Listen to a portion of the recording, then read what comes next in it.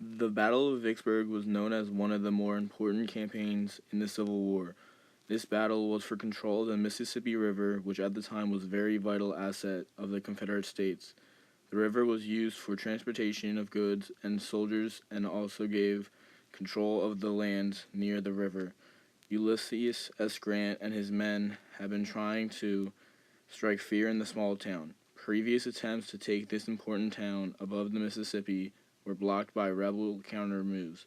In April of 1863, Grant attempts a new tactic against Vicksburg and the Confederate defenders, who were led by John C. Pemberton.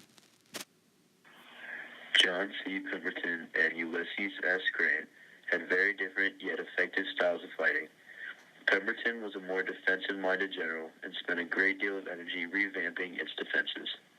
Grant, on the other hand, was more offensive-minded. Him and his 77,000 soldiers were more aggressive and were normally striking first.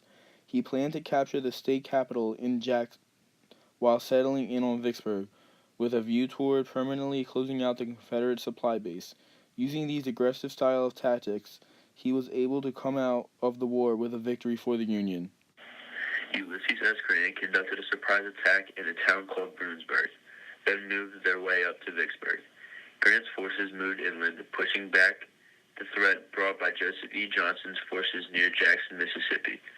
Soon after, Federals attacked the rebel territory on May 19th and 22nd, but were driven back by such a great loss that Grant determined to siege the city to avoid any more loss of life. Soldiers and civilians were under this siege warfare for 47 days before the surrender of Pemberton's forces on July 4th, 1863.